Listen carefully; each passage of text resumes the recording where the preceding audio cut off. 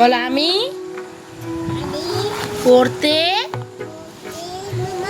বসেছি।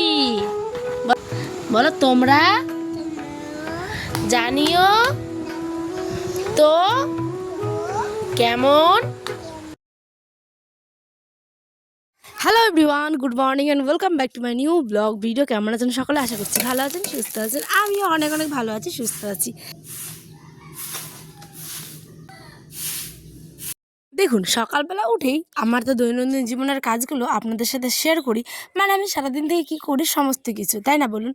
আচ্ছা, আপনারাও কিন্তু অনেক অনেক অনেক ব্লগগুলোতে আমার অনেক ভালোবাসা দিচ্ছেন, তাই প্রথমে আপনাদের জানাই অনেক অনেক ভালোবাসা আমার পক্ষ থেকে। তো দেখুন, আমার মানে সারাদিনের কাজগুলো নিয়ে হাজির হয়ে গেছে ঠিক সকাল 5টা বাজে। এখন সকালবেলা উঠে উঠোন বাড়িঘর সমস্ত কিছু ঝাড় দেবো। আর সাথে কিন্তু এই যে বাড়ির পিছন দিকটা মানে যেদিকে গরু টরু থাকে, তো সেইখানেও কিন্তু বেশ ভালো করে ঝাড় দিয়ে নেবো। কারণ গরুর মানে যে জায়গাটা সেখানে পরিষ্কার তো রাখতেই হবে, তাই না? আজকে একটা আলোচনা করতে আপনাদের সাথে আসলাম। তো সেই আলোচনাটা একটু পরে আপনাদের সাথে শেয়ার করছি। তার আগে চলুন, একটু হাঁপেও যাচ্ছি জানেন, কারণ কাজ করতে করতে কোমরটা এত পরিমাণে ব্যথা হয়ে যায়। আমার আবার বেশি ব্যথা করে, আমি অনেকের কাছ থেকে এটা জেনেছি। আচ্ছা, আপনাদেরও কি এরম হয়? যারা হয়তো সি সেকশন মানে মানে বেবির ক্ষেত্রে আর কি, বিশেষ করে তো কোমরে দেখবেন কাজ করার সময় প্রচুর পেন হয়, প্রচুর একদম। তো যেটা দিন দিন বাড়তে থাকে, যেটা দিন দিন কমে না, কিন্তু হ্যাঁ বাড়তে থাকে। তো এই বলে না লোকে মানুষের কত মানে কথা, যে আলোচনাটা করতে যাচ্ছিলাম সেটাই আর কি, মানে সেখানে ঢুকছি আর কি। দেখবেন সি সেকশন বেবি হলে মানুষ, বিশেষ করে যেগুলো আগের দিনের মানুষ, যখন মানে হয় না, মানে টিপিক্যাল কিছু মানুষ, আমি খারাপ বলছি না, কিন্তু তাদের মানসিকতাটা এখনও 100 বছর পিছনে, ঠিক আছে? তারা অনেকে যখন বাচ্চা প্রথম আপনার জন্ম দিবেন, প্রসব করবেন, যখন প্রথম দেখতে আসবে তখন বলবে যে হ্যাঁ এখন তো কোনো কষ্টও না, এখন তো C section baby. C section তো বলবে না, সিজার করে হয়েছে, পেট কেটে, আমাদের মতো কি আর কষ্ট করে বাচ্চা হয়েছে, এরম কথা কিন্তু অনেকে বলে। তো তাদের উদ্দেশ্যে আমি মানে তখন মানে কি বলবো, আমার যখন মানে এই কথাগুলো যখন আমরা শুনতে পাই, আমার ক্ষেত্রে হোক কিংবা আমার বাড়ির পাশের কোনো মেয়ের ক্ষেত্রে হোক, কিংবা আমার আত্মীয় স্বজন চেনা জানা কারো ক্ষেত্রেই হোক, আমি তাদেরকে একটাই সাজেশন দিব, আরে বাবা দেখুন, এখন 2025 আর আপনারা জন্মগ্রহণ করেছিলেন সেই 50-60 বছর আগে। তো অনেক অনেক জীবনটা পাল্টে গেছে। প্রত্যেকটা সময়ের মানে এতটা মূল্য যে সময়ের সাথে সাথে প্রত্যেকটা জিনিস, প্রত্যেকটা মানে সমস্ত কিছু, ঠিক আছে? কি বলবো বলুন, সমস্ত কিছু তো আপনারা জানেন। 2025-এ এসে মানুষের যে এমন চিন্তাভাবনা, তা কল্পনাও আপনারা করতে পারেন না, বিশেষ করে এগুলো গ্রাম সাইডে হয়। তো সি সেকশন বেবি হলে কি মানুষের কষ্ট হয় না? আরে বাবা, হয়, বিশ্বাস করবেন না হয়তো। তার ইঞ্জেকশনের ব্যথা, তার পেট কাটার যে চিনচিন ভাব, সেটা বয়ে নিয়ে বেরোতে হয় সারাটা জীবন, ঠিক আছে? একটা পেট কাটা মানেই হচ্ছে একটা অপারেশন, একটা অপারেশনের মাধ্যমে একটা বেবিকে বের করা হয়। আর ওটা তো আপনি বলার কি, ওটা তো পুরো উপরওয়ালার ইচ্ছা। কার নর্মাল হবে, কার সিজার হবে, তা বলে আপনি যারা সিজারিয়ান মানে সিজার হয়ে বাচ্চা তো হয়েছে, তাদের এমন কথা মানে শুনতে হবে, কখনো ভাবতেও পারিনি জানেন। আর সে সমস্ত কিছু তো উপরওয়ালা ঠিক করে দেবে, আপনি বলার কি? হ্যাঁ, যার যেরম মানে কপালে আছে ঠিক তেমনটাই হবে। তো সি সেকশন নিয়ে মানুষের এমন ভুল ধারণা, যেটা মানে আমার ভালো লাগেনি। তো সেই জন্য আমি আমার ব্লগে সমস্ত কথাগুলো আপনাদের সাথে শেয়ার করছি। বিশেষ করে আমার সাথে যখন আয়ন হয়, তখন একদিন কিন্তু বলছিলেন, তারপর আয়নের আব্বা এমন উচিত মানে শিক্ষা দিয়েছে, মানে কথা বলেছে কিছু কিছু, তারপর থেকে এমুখও আর হয় না জানেন। তো সেই লোকগুলো এমুখে না হলেও কোনো যায় আসে না। বিশ্বাস করুন, মুখগুলো মানে অনেক মুখ আছে আপনি যেগুলো মানে ভালোবাসার মুখ, যেগুলোতে আন্তরিকতা, ভালোবাসা, স্নেহ, মায়া, মমতা সমস্ত কিছুই থাকবে, ঠিক আছে? কিন্তু যে মুখগুলো দেখলেই আপনার অস্বস্তি হবে, সে মুখগুলো না দেখাই ভালো।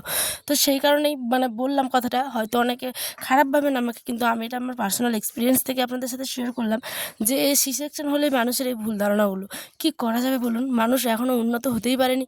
হ্যাঁ, হয়তো অনেকে লোকে আবার বলে লোক দেখানো যে না আমরা তো এখন অনেক উন্নত, অনেক মডার্ন, কিন্তু বিশ্বাস করুন তার ছিঁড়ে ফোটাও তার ব্যবহারে যখন আপনারা দেখতে পাবেন, তার ব্যবহারও কখনো পাবেন না।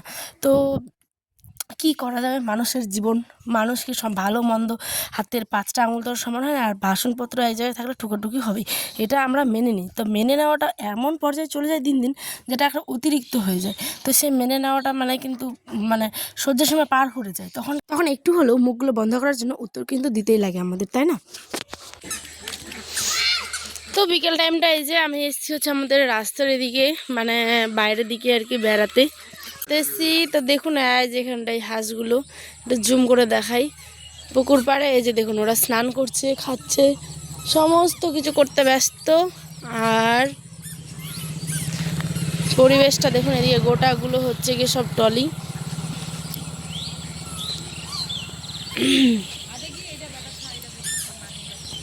এটাই বাহ, ভালোই মারিল। যে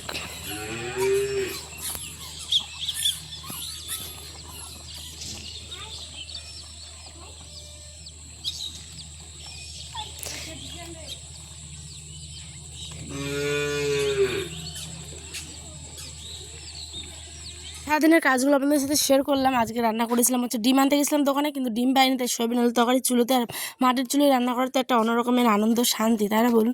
এখন বিকেলে এসেছিলাম ঘুরু ঘুরু করতে, দেখুন একটা ফুল দেখায়, আপনাদের চিনতে পারলে কমেন্টে জানাবেন তো। এটার নাম কি বলুন তো? মানে আমি কিন্তু সত্যি কথা বলতে জানি না, আপনারা যদি কেউ জেনে থাকেন তাহলে অবশ্যই আমার কমেন্টে জানাবেন তো। দেখুন কতগুলো ভিতরে কিন্তু পোকা আছে, দাঁড়ান জুম করে একটু দেখায়। এই যে দেখুন, দেখেছেন সূক্ষ্ম সূক্ষ্ম কত ধরনের পোকা। আর এই যে হলুদ ফুল, এটা কি ফল না কি আমি বুঝতে পারছি না, ফলই হবে হয়তো। শুকিয়ে গেছে দেখুন, কালো কালো হয়ে গেছে। আর যে এই যে কালো যেগুলো হয়ে গেছে এগুলো হয়তো শুকিয়ে গেছে। আর এই ফুলগুলো দেখুন কি সুন্দর, দারুণ দেখতে লাগছে বেশ। ওইদিকে দিঘি মানে পুকুর, ওইদিকে পুকুর, ওদিকে তো দেখতেই পেলেন হাঁসগুলো। ওইদিকে আরেকটা পুকুর আছে কিন্তু, হ্যাঁ আয়ান ওদিকে খেলাধুলো করছে। আমাদের বাড়ি হচ্ছে এই সাইডে, আর আমাদের হাট হচ্ছে আয়নার আবার প্রতিদিন এই সাইডটা দিয়ে যাই। ঘোরাঘুরি তো কমপ্লিট, এখন রাত্রে এসেছি খাওয়ার জন্য। তাই এখানে দেখুন এই যে নোংরা, মানে নোংরা বলতে কি আটাগুলো লেগে লেগে শুকিয়ে যায়, তো ওখানে জল দিয়ে ভালো করে পরিষ্কার করে নিলাম। আর রাত্রে আজকে ডিনারে করেছিলাম হচ্ছে কি রুটি, আর সাথে ছিল হচ্ছে সয়াবিন আলু ভাঙা ডালের একটা তরকারি। তো চলুন মাটির চুলোতেই করব অবশ্যই, কারণ চুলো দিয়েছি, রান্না তো চুলোতে করতেই হবে, তাই না। আর সঞ্চয় করাটা প্রত্যেকটা মেয়েকেই শিখতে হয়, বিশেষ করে আমাদের মেয়েদের। মানে যতই গ্যাস লাইন থাক না কেন, একটা করে যদি উনুন দেওয়া হয় ছাদের পরেই, দেখবেন অনেকে হয়তো ভালো বাড়ি ঘর আছে, কিন্তু ছাদের পরে যদি হয় না, চুলোগুলো একটু উঁচু টাইপের, বেশ একদম দেখবেন মন থেকে শান্তি লাগবে। তো এটা একটা ভালোবাসার জিনিস, সবাই পারে না, আমি পারি, তাই আপনাদের সাথে শেয়ার করি। কেমন লাগলো অবশ্যই কিন্তু আমাকে শেষে কমেন্টে জানাবেন।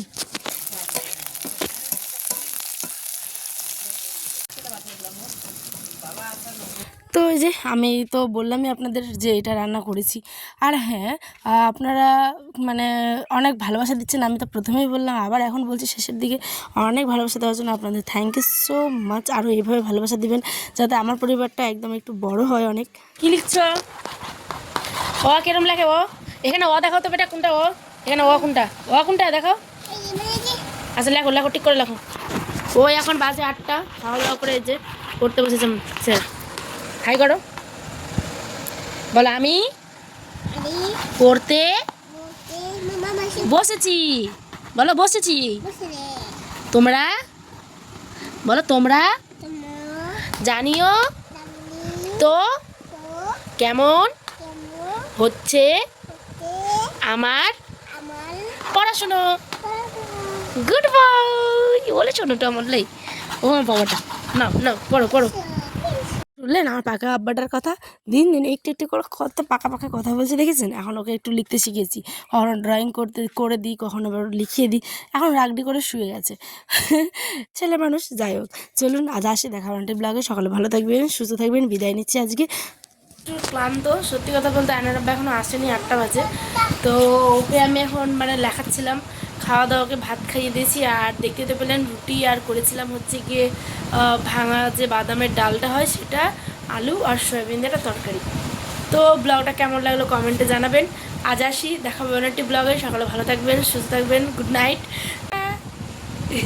একটা হামিদে দাও, এটা আমাকে আপ দাও, এটা আমাকে আপ দাও তো, শোনো আমাকে, আমাকে এটা আপ দাও, আমাকে আমাকে ওর শুনুন। দেখা হবে আন্টি ব্লগে। সকালে ভালো থাকবেন, টাটা, আল্লাহ হাফেজ।